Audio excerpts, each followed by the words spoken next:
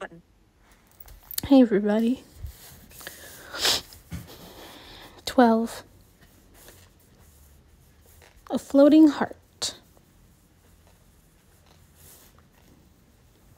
Tomorrow, she has to catch the bus back right after lunch, her mother said into the cordless phone, tucked between her ear and shoulder as she took clean coffee mugs from the dishwasher and stacked them one at a time into the cabinet above the counter. When Natalie saw Dr. Rose last month, her IOP was 24. 24, can you believe it? It's never been that high. It struck Natalie then, listening to her mother in the next room, how they learned a whole different language over the years and foisted it on their friends and relatives, like CD ratio and IOP. Most people wouldn't have a clue what those initials meant and probably couldn't care less, but Natalie's sight depended on them. She could still remember how Dr. Rose had tried to explain it to her years ago. Everyone's eyes are filled with fluid, Dr. Rose had told her, doing his best to simplify things so Natalie, who was 8, could understand. Fluid constantly enters the eye and then leaves through a tiny drain. The balance of that fluid inside the eye is called the intraocular pressure, the IOP.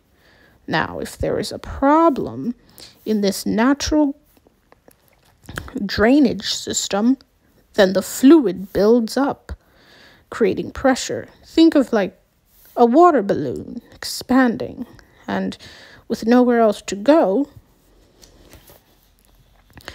presses against the retina. He paused. Do you remember what the retina is, Natalie? Natalie knew the retina was like a little movie screen in the back of the eye, but she still looked puzzled, so Dr. Rose pulled out a marshmallow from a little zipped baggie in his top drawer. Imagine the surface of the marshmallow is the back of your eye, Natalie. He pressed his index finger into the marshmallow. That's what the cupped area of your retina would look like, where the optic nerve gathers and sends its all-important messages to the brain. If fluid in the eye builds up, it can press against this cupped area and make it wider and deeper. Dr. Rose then took his thumb and pressed a larger indentation into the marshmallow. The bigger that indentation, the more likely there is vision loss. An eye, a marshmallow. It was finally beginning to make sense. Years ago, Natalie had even tried to explain it to Meredith while they strolled around the playground at recess, kicking stones. They were only in 3rd grade, but Meredith said she really wanted to understand why Natalie was going to miss a whole week of school. I'm serious. How come? So Natalie tried to explain about the upcoming operation that would give her eye a new drain. They need to relieve the pressure, see? So they're going to make a little spot. So they're going to make a little slot in my eye. They're going to cut your eye? Meredith's own eyes grew large. With a knife? Well, yeah, they have to. But it's not the kind of knife. Ew! Meredith put her hands over her face, and Natalie took off running. Meredith chased her, and when she finally caught up, grabbed the sleeve of Natalie's sweater. I'm sorry. she apologized.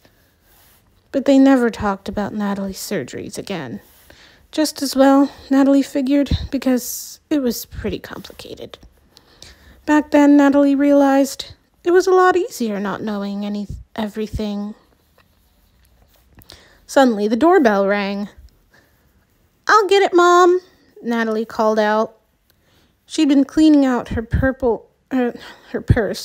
on the dining room table, using her lighted magnifier to read and separate receipts. Scooping up the pile of trash, she chucked it into a wastebasket.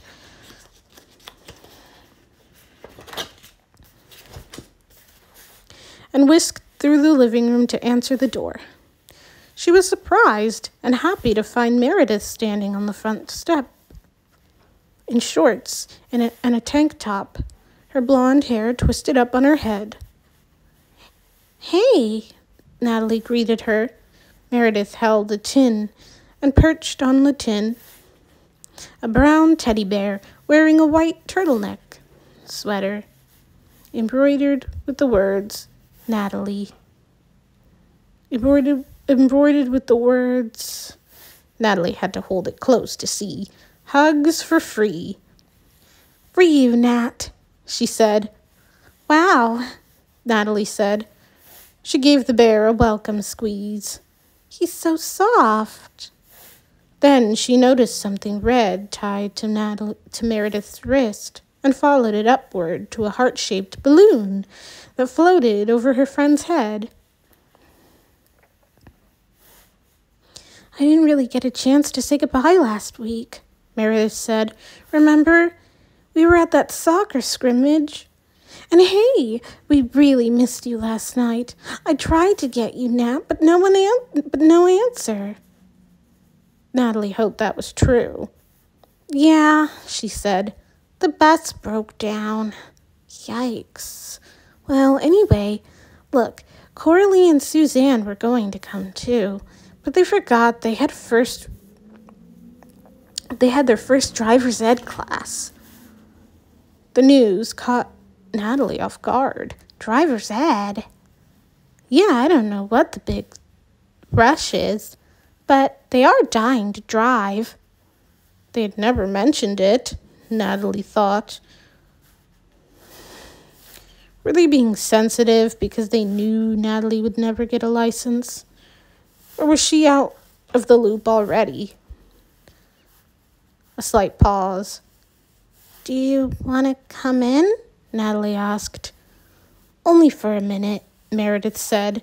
She let Natalie close the door, then scrunched up her nose and indicated with her thumb how her dad was waiting outside in the car. "We have to go to my grandmother's for dinner."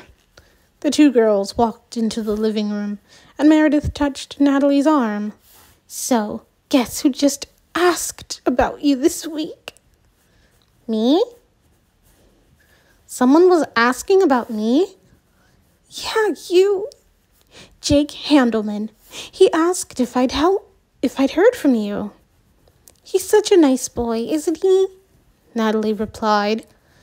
"Really nice and cute, too. If only he'd lose about 50 pounds. Natalie grinned. The two girls sat side by side on the sofa. Natalie took the bear and held it in her lap. The helium-filled balloon was still tied to Meredith's wrist, and undulated in the air, moving with her hand as she leaned forward to put the tin on the coffee table. "You're really sweet, Mares," Natalie said, "but it's not like I'm going away forever." It was really bothering her, the goodbye stuff, the separation from her friends. She didn't want to think of it as permanent. "I'll be back every weekend." "I know," Meredith said, "but it's still not the same. 'Cause you're not in school with us." Natalie nodded. She couldn't deny it. was the beginning of a major change for both of them. They had been best friends for a long time, ever since second grade when Meredith moved to Holly from West Virginia. Meredith had crooked teeth then, and on her first day of school, some boys blew spitballs at her through a straw and called her a hillbilly when she entered the cafeteria. Natalie told her they didn't mean anything and offered Meredith a place to sit at the lunch table. "I'd better go," Meredith said. "I know you leave early tomorrow, but maybe we can get together next weekend?"